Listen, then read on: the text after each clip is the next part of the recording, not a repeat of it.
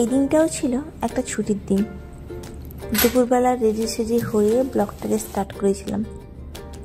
Ready সেডি বলতে একদম মনের মতো করে এসেছিলাম, ভালো করে। যদিও শরীরটা তার আগের দিন রাত্রে খারাপ ছিল, কিন্তু ওই শরীর টরীরকে মারো গুলি ওরকম করে ভালো করে সেজে গুজে গেছিলাম, কারণ দিনটা আমার কাছে ভীষণ ভীষণ ভীষণ স্পেশাল ছিল। আর স্পেশাল করে তুলেছিল এই যে দেখতে পাচ্ছ ক্যামেরার পেছনে যাদের, ওনারা, ওই দিদিরা আমার দিনটাকে স্পেশাল করে তুলেছিল।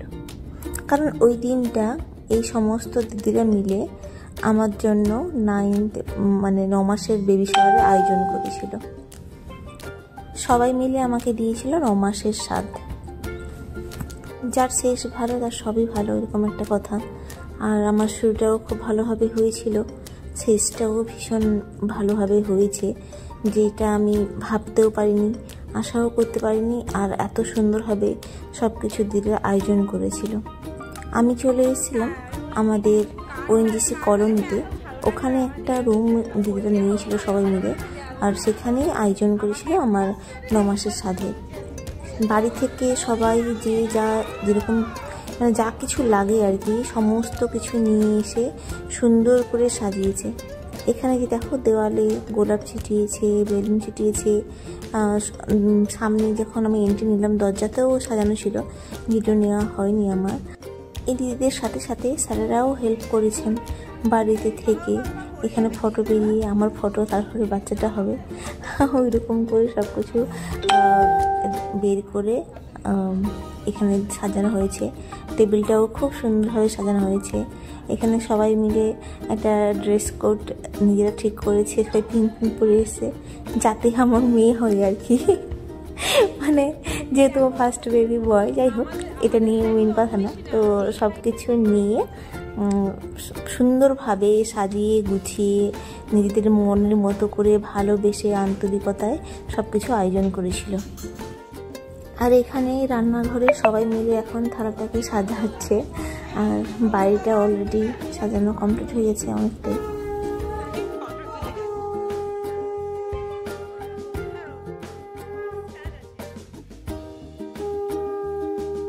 আমি পৌঁছানোর আগেই সব সাজানো গোছানো কমপ্লিট হয়ে গেছিলো, সব জোগাড় আয়োজন সব কিছু রেডি হয়ে গেছিলো। আমি পৌঁছানোর সাথে সাথে সবাই একদম যত্ন সহকারে সব আমাকে সাজিয়ে দিচ্ছিল। এখানে সোমাদি, মনীষাদি, মৌসুমীদি, সবিতা ভাবি, শুভ্রাদি, কল্যাণীদি, আর কল্যাণীদির বৌদি ছিল, আর বনানীদি ছিল। তবে আরেকজন এটার মধ্যে সামিল ছিল বৈশালীদি, কিন্তু বৈশালীদি প্রেজেন্ট থাকতে পারেনি ওই দিনটা, কিন্তু ছিল। তো ফার্স্টে আমাকে বসিয়ে সব কিছু সাজিয়ে টাজিয়ে তারপর ওই জন্য বৈশালীদিকে একটা ভিডিও কল করা হলো, যে সুন্দরভাবে সাজানো গোছানো হয়েছে অনুষ্ঠানটা, সব কিছু নিয়ে আর কি বৈশালীদিকে দেখানো হলো। তো তারপরে সব রিচুয়াল স্টার্ট হলো।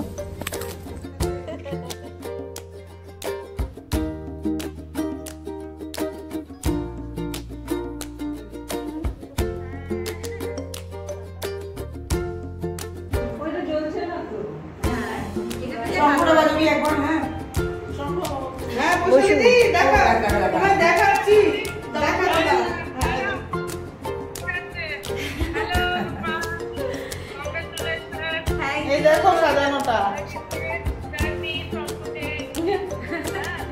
এই দেখো সাজানো দেখো, এই দেখো এটা দেখা যাচ্ছে। হ্যাঁ তোমাকে দাও না। আচ্ছা ঠিক আছে, bye bye bye bye bye.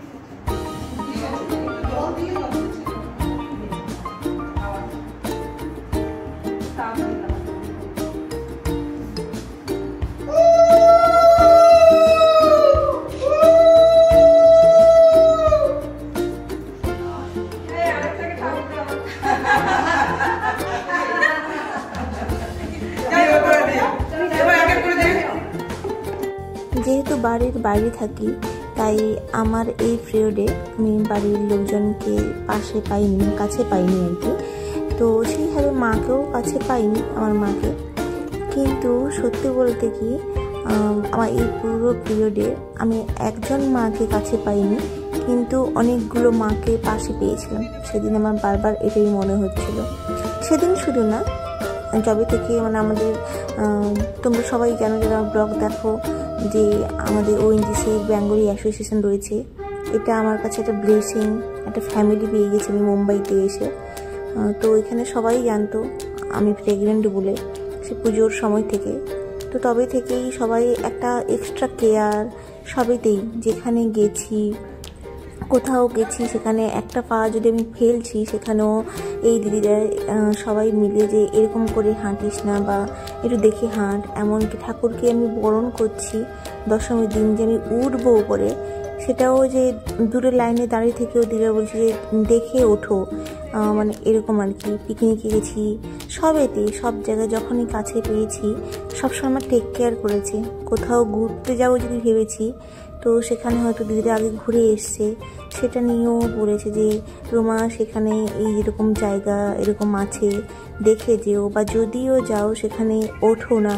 মানে এই যে সাবধানতা আর কি সবসময় আমাকে করেছে।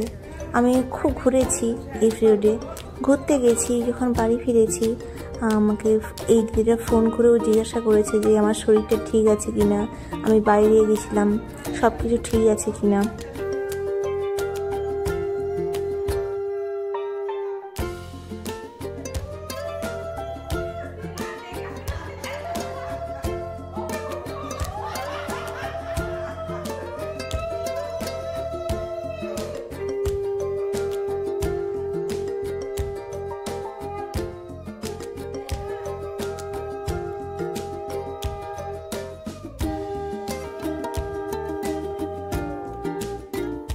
এবং এটা শুধু দিদিরা করেছে এটা আমি বলবো না, স্যারেরাও এত খেয়াল রেখেছে। মানে আমার বরকে ফোন করে খোঁজ খবর রাখা, সব ধার দিয়ে ঠিকঠাক আছে কি না বা কী করা উচিত না করা উচিত, পুরো লাস্ট পর্যন্ত এত পাশে থেকেছে। আমি মানে সারাক্ষণই বলতে থাকি যে আমি এতটাই লাকি।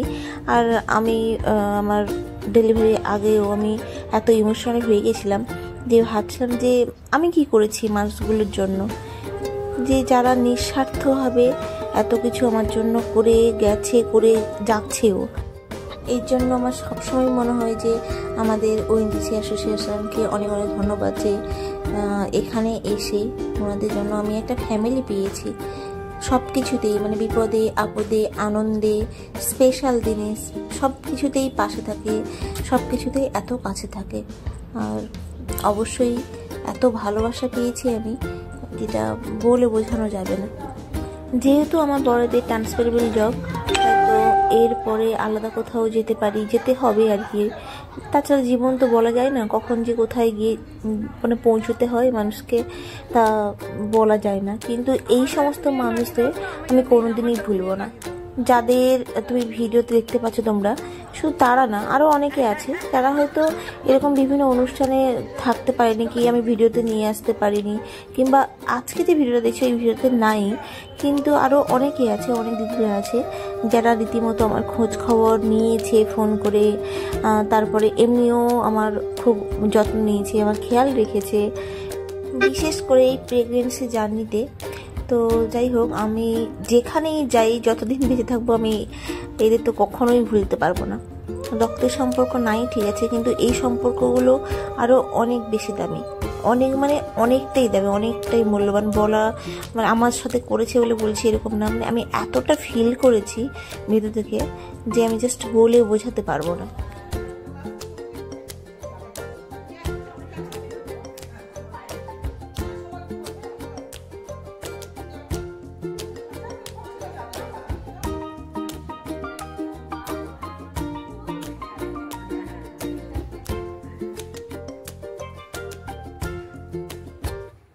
দিদিরা যে এখানে এই যে প্রোগ্রামটা প্ল্যান করেছিল, তো আমাকে তো মুখে বলেইছিল, তারপরে আবার ফোন করে নিমন্ত্রণ করেছিল।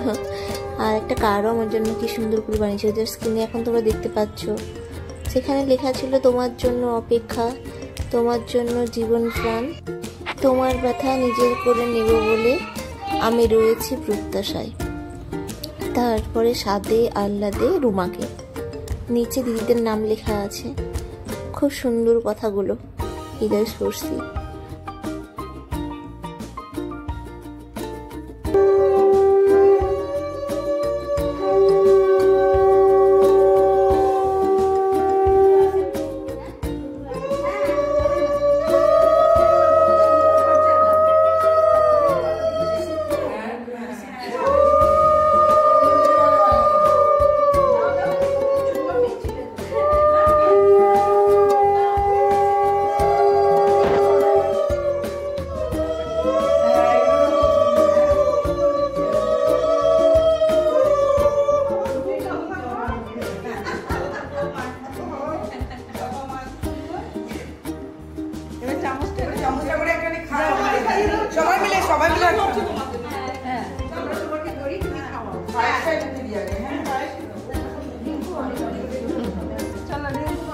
এই যে তোমাকে ধরছি।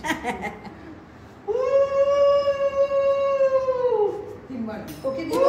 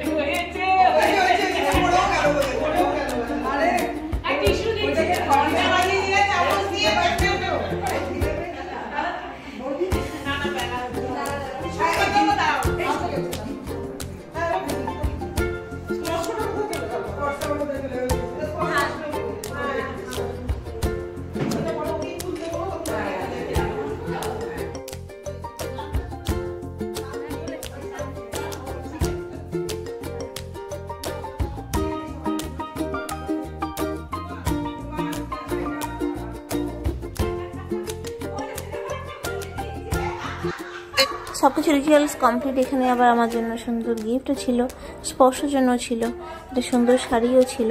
পরে খোলা হয়েছিল, সেটা আমি আর ভিডিও করিনি, তো সেটা এখন এর সাথে দিচ্ছে আমাকে।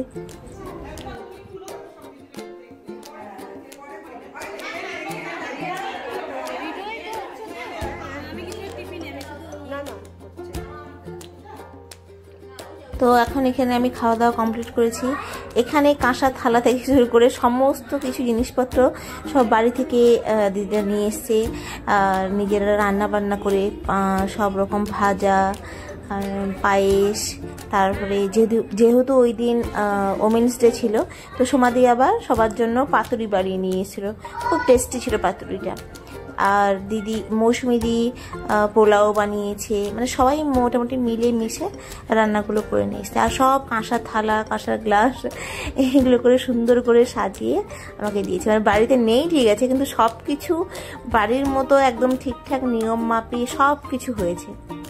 সব শেষে এখানে মৌসুমি দি একটা মানে খেলার মতো নিয়ে এসছে, যে আমি কোনটা তুলি, ছেলে না মেয়ে, তো সেটা খুলতে বলছিল। তো চলো ওটা খুলে এখন দেখাই, আর এরপরে তো বলেই দেবো আমার কি হয়েছে অলরেডি।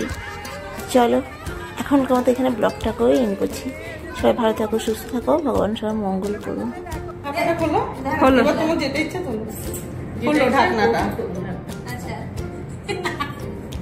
যদি আলাদা করে মেরে দেবো আমি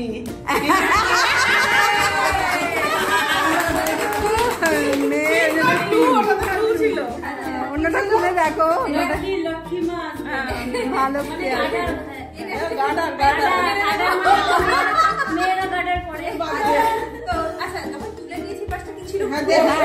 ব্লু গার্ডার আছে, দুটোই আমি ব্লু কালার হিসেবে দিয়েছিলাম। ব্লু হলে ছেলে আর পিঙ্ক